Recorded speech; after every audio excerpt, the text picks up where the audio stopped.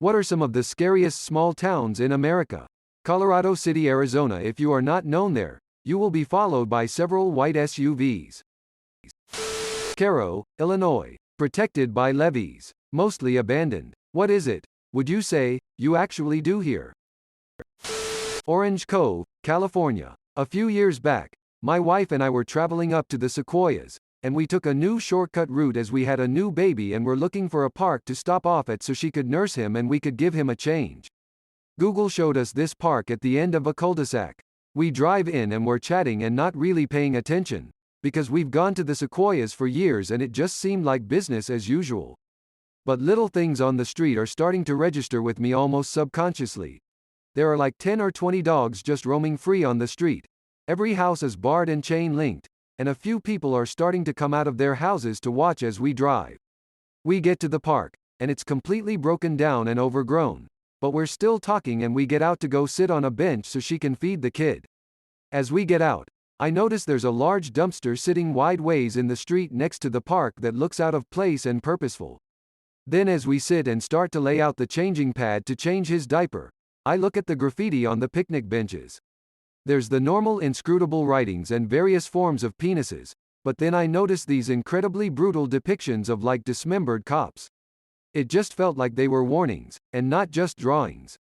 Right then this truck pulls up, past the dumpster that was in the road, and then backs up until it's almost touching the dumpster, and I immediately realize why the dumpster is positioned like that. So that no one can see that truck from the main street. The men just stay in the truck, looking at us. My wife is still talking, and I say, "Let's go. We need to get back to the car." Normally she'd question me or say some banter about me telling her what to do, but something about my tone and she immediately got up and said, "What's wrong?" I said, "Let's just get in the car. No car seat. Keep him in your lap." I open the door and get both of them in, move as quickly as I can to the driver's side, get in, and make a quick U-turn back down the road. As we're driving out, the truck starts following us, and almost every house now has people standing at the front of their chain-link fences, watching us. We get back to the main road, turn off, and the truck stops following us. We pull over a few blocks down and take stock of the almost ghost town this main road goes down. We put our kid back in his car seat, do a quick Google search for Orange Cove and find that at the time it had one of the densest gang populations in California, and vow never to go back there again. Onion Town. Samoa, California. I've been in some weird places. Nowhere has ever creeped me out like that little village of the damned. Imagine Stephen King and David Lynch fell asleep playing Silent Hill, and shared a fever dream directed by John Carpenter. Anyone who's been there feel free to back me up. There's a straight-up evil energy there. Hawthorne, Nevada was a very strange place. It has a naval base in the middle of the desert and a lake called Walker Lake that's rumored to have a tunnel for subs to go to the Pacific. When I drove through and stopped for gas there everyone wouldn't stop staring and it just gave me a vibe. Edit auto-correct always messing up. Orangeburg. SC had to spend a week there for work once. From the moment I arrived, I felt uneasy. The town was eerily quiet when I drove in.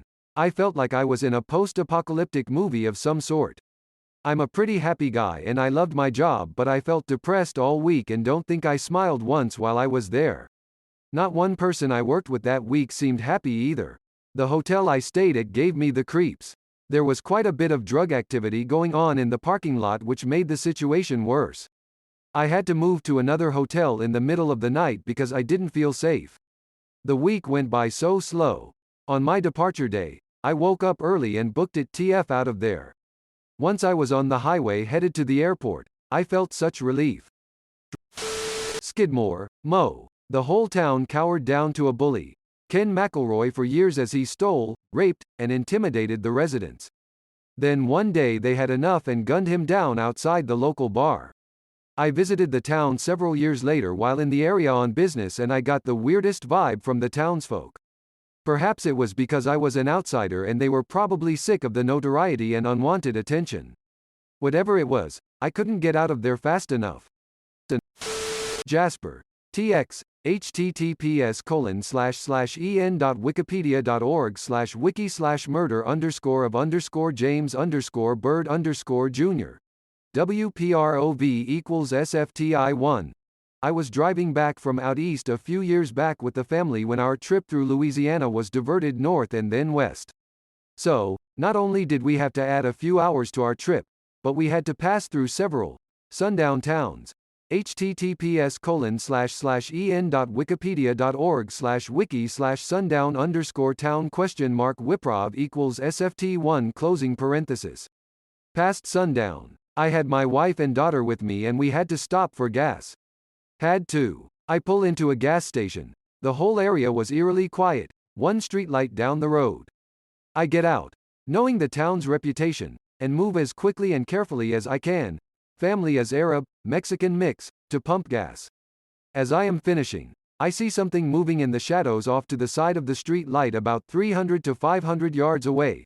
3 men walking toward our general direction. Now, it could be nothing, but it was around 10:45 p.m. on a weekday and I wasn't going to find out. I close out the purchase, put the cap back on, get in the car, and start moving out of there. As I pass the street light on my way out, the men try and wave me down. Fuck that. Gibsonton, FL. The rules are different there. Cairo, Illinois. Drove through a few times with my boyfriend when he was a truck driver. Had a very spooky and dark feeling to it. Only place open was a Subway, and all the lights in the parking lot were out. I looked the town up and apparently a flood had come through and destroyed most of the town years before. What was left was probably the most unwelcome, eerie place I've had the dissatisfaction of visiting. Bardstown. KY it's just. Odd.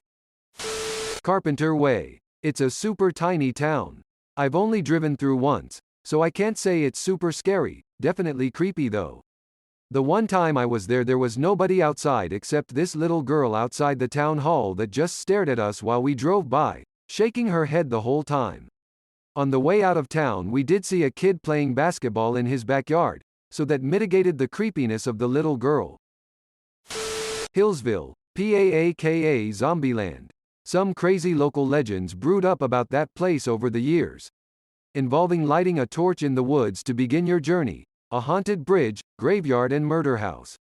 Was really fun to go there back in high school. There's a really creepy underpass decorated in hundreds of statues of Mother Mary before going up what seems a 90-degree incline to actually get up into the hills. Cassadaga, Florida. You won't stumble into by accident. It's about 45 minutes northeast of Orlando. A town full of psychics and various other mediums, and the Cassadaga Spiritualist Camp. I assume during whatever its peak season might be it's a fairly busy tourist trap? But I've been there twice and the place was basically a ghost town. Real weird vibe. Crandon, why? Some pretty fucked up stuff has happened there. In 1979 a troubled teenager stabbed a woman and her toddler and infant to death. His name isn't in any of the articles because he was a minor at the time. There had been rumors around that pets in the area would disappear and/or be found dead prior to this incident. Some other fun things. He's still locked up today, and one of the victim's siblings has been corresponding with him and believes he has found Jesus and has been rehabilitated. The psychologists seem pretty convinced he's just really manipulative and will kill again if he ever gets the opportunity. In 2007, a sheriff's deputy put on his tactical SWAT gear and massacred a homecoming party because someone at the party had previously dared to insult him. https://en.wikipedia.org/wiki/crandon_shooting. https://en.wikipedia.org/wiki/crandon_shooting closing parenthesis. There's one other incident I'm aware of. I believe it was around the years 2000 to 2003. A long time ago. So I can't find any online articles about it because the above mass shooting really floods the search results and this one wasn't in the city itself. It was in the woods maybe 15 miles outside town. Crandon is the only incorporated community in the whole county. Basically these 3 guys were involved in a check forging scheme, and they got wind that one of them might be getting cold feet and thinking about cutting a deal with the authorities. So the other 2 guys do what anyone would do. They invited their buddy to go hunting. I think they were from a different part of Wisconsin, but Forest County is popular for hunting and quite isolated and rural. He won a Darwin Award that season, because he accepted the invitation. I was pretty young at the time, but I remember on the news they found the body not long after it happened, as I used to hunt in this same area with my dad. They were under a mile from us on opening morning. It's virtually a guarantee we heard the shots. I remember distinctly just before dawn a couple isolated shots, maybe 20 to 30 minutes before the usual flurry after the deer get up and start foraging for the day. It's chilling to think of the possibility of bumping into people like that. We all have guns, but you're not there with the expectation of people using them on each other. If someone does decide to turn hostile, the element of surprise usually guarantees the gun doesn't save you. There was an incident around 100 miles away from there another year where a guy was trespassing on someone's 400-acre private land. They told him, rudely, to vacate. He killed like 6 of the people who were hunting there in retaliation. Anyway, haven't been to the area in a very long time. The majority of the people there are honestly super friendly and decent, but when someone gets a screw loose, they really get a screw loose. Plus I just think maybe the fact it is so rural and out of the way, that a certain element might feel it's a good place to put more space between themselves and the scrutiny of others.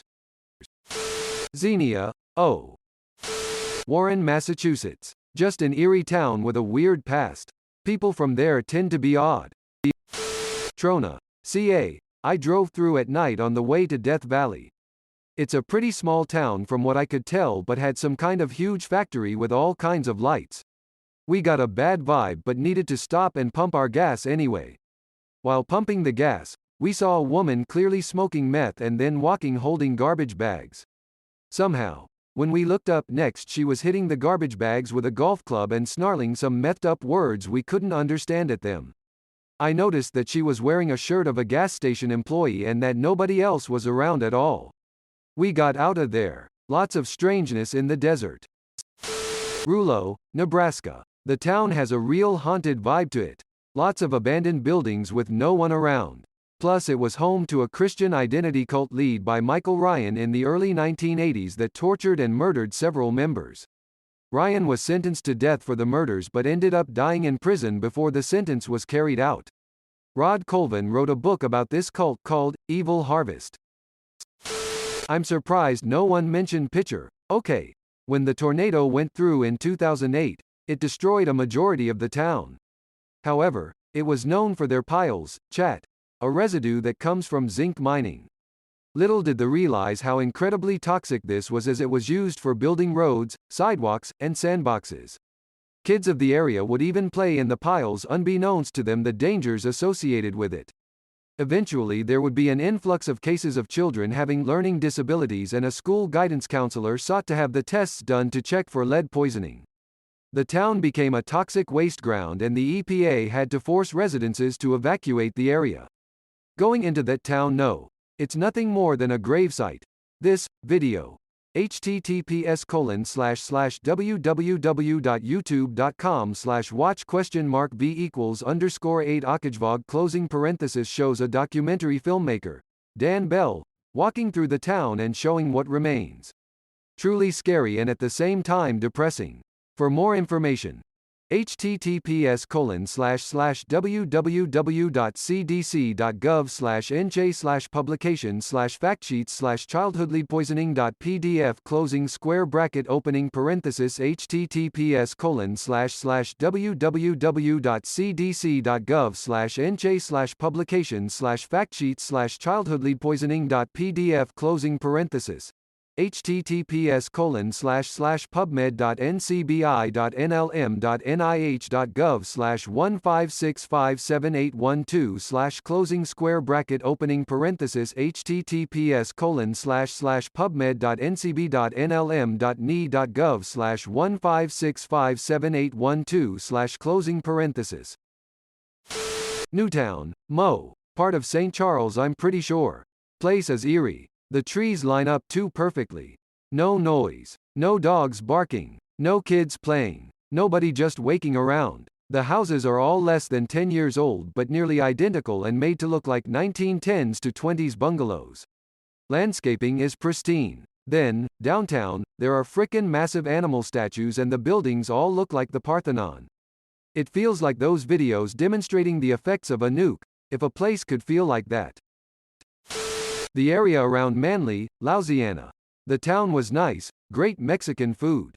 But once you're out of town, it's 30 minutes on bad roads to the highway. I was sent out there for a job. Nothing is paved. County roads are gravel or dead end into gullies, wild dogs roaming, and random houses are just abandoned in the woods. Locals from town won't go into some of the areas like Cusheta. Nothing matches the map, and there was no cell service. I passed an abandoned hospital? Or something, it was a sign and then foundations in the woods. The creepiest part was I was talking to some locals and a guy tells me out of nowhere, "Oh yeah. I saw you by the lake. Figured you weren't from here." I hadn't seen him there at all. It was a one-lane dirt road. He kept talking and it turned he knew where I'd been all day. He and his friends had kept tabs on me. And his smile scared the hell out of me. I've never left a town so fast. I feel like this comment doesn't fully explain the weirdness and creepiness of the abandoned houses, wild dogs and locals keeping tabs on me all day. Yellow Dog, PA. Here's one account.